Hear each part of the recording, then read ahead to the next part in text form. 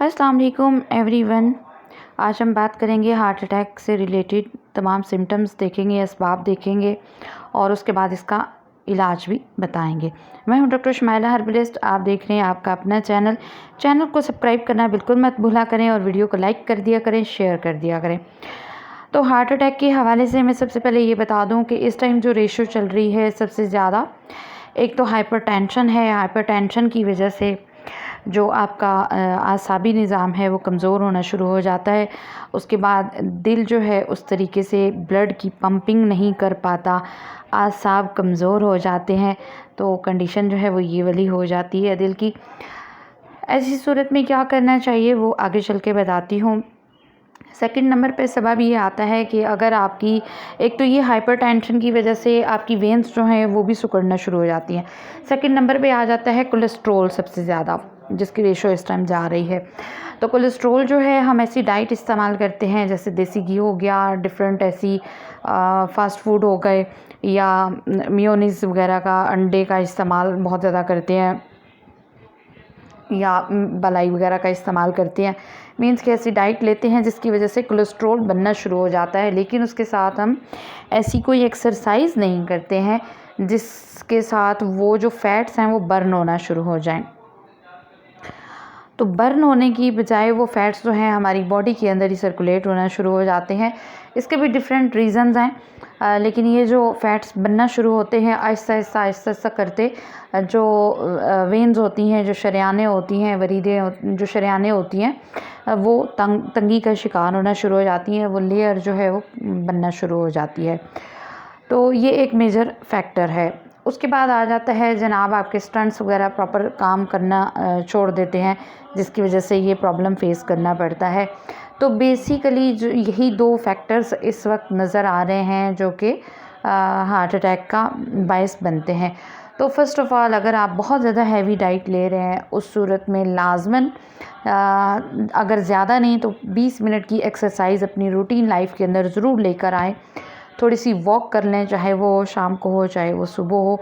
उससे ये होगा कि एक तो ताज़ा हवा आपके फेफड़ों में जाएगी, और फिर जब फेफड़ों में ताज़ा हवा जाती है तो वो ब्लड के अंदर ट्रांसफ़र होती है, क्योंकि हमारे ब्लड को बहुत ज़रूरत होती है ऑक्सीजन की।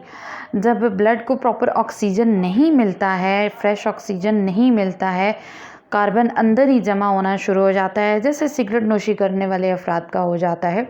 तो उस सूरत में क्या होता है कि ब्लड क्लॉटिंग होना शुरू हो जाती है और खून जो है वो जहरीला होता चला जाता है। ठीक है, तो ब्लड क्लॉट्स की शक्ल इख्तियार करता जाता है। फिर जिस सेल के ऊपर वो इम्प्लीमेंट होगा, जहाँ पे भी वो प्रोवाइड होगा, डेफिनेटली प्रॉब्लम क्रिएट करेगा।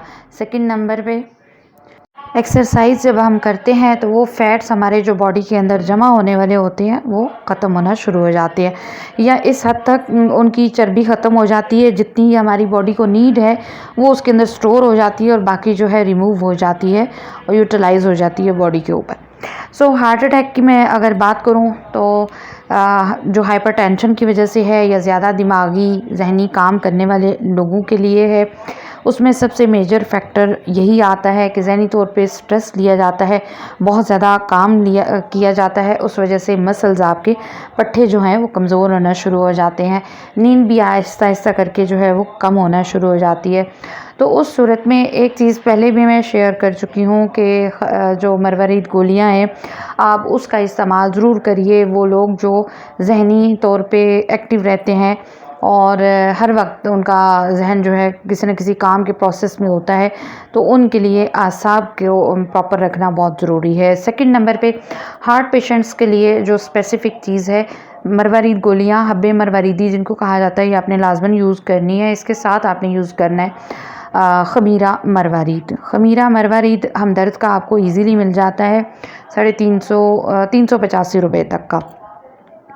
इसको आप अवेल कर लीजिए। एक गिलास नीम गर्म दूध लीजिए, 1 टेबलस्पून आप ख़मीरा मरवरीद लीजिए, उसको मिक्स करिए नीम गर्म दूध के अंदर, और 1 गिलास आपने सुबह पी लेना है इसी तरह से, यानी 1 चम्मच, 1 आपने शाम को ले लेना है।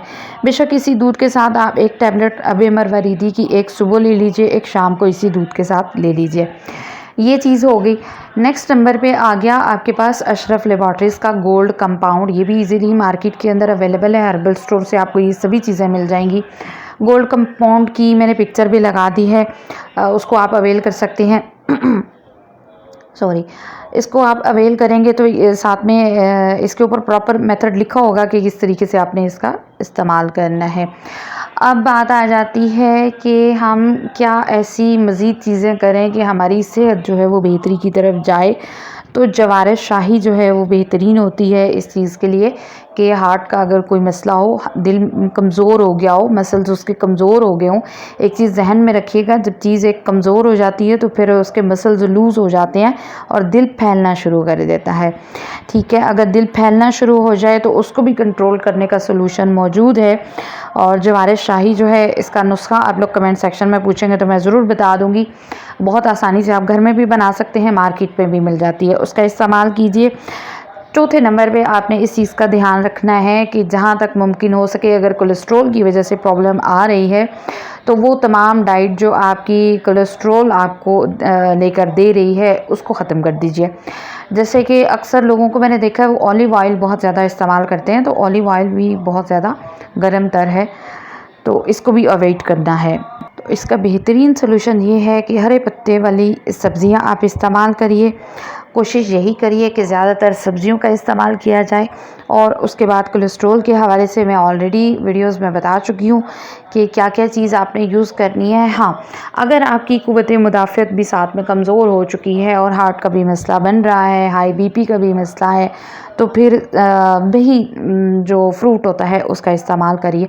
अगर बेही फ्रूट प्रॉपर ना खाया जा सके क्योंकि इसका थोड़ा सा टेस्ट चेंज होता है, तो उस सूरत में आप क्या कीजिए कि बेही यानी सफ़रजल या क्विंसी, इसका मुरब्बा इजीली अवेलेबल है, आप उसको यूज़ करिए और आपका न सिर्फ हार्ट सेट होना शुरू हो जाएगा, कोलेस्ट्रॉल भी डाउन जाएगा और उसके बाद आपकी जो क़ुव्वत मुदाफ़अत है वो भी इंक्रीज़ होगी।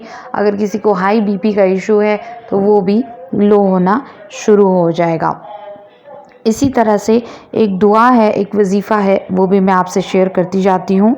फजर की नमाज के बाद आपने 3 बार दुरूद इब्राहिमी पढ़ना है। उसके बाद या अल्लाहो, या रहमानो, या रहीमो, दिल मारकुम मुस्तकीम बहक़्क़े इय्याका नअबुदु व इय्याका नस्तईन 100 बार आपने पढ़ना है।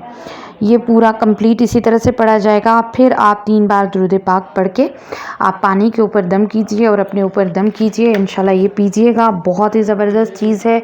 अल्लाह की कलाम में बेशक शिफा है और इससे बढ़ के कुछ भी नहीं है। लेकिन साथ में अपना इलाज जो मैंने बताया उस तरीके से जारी रखिएगा तो इंशाल्लाह अल्लाह ताला ज़रूर शिफा याबी देगा। मेरी सारी दुआएं आपके लिए हैं, ज़रूर दुआओं में हमें भी याद रखा करें। मिलते हैं नई वीडियो में।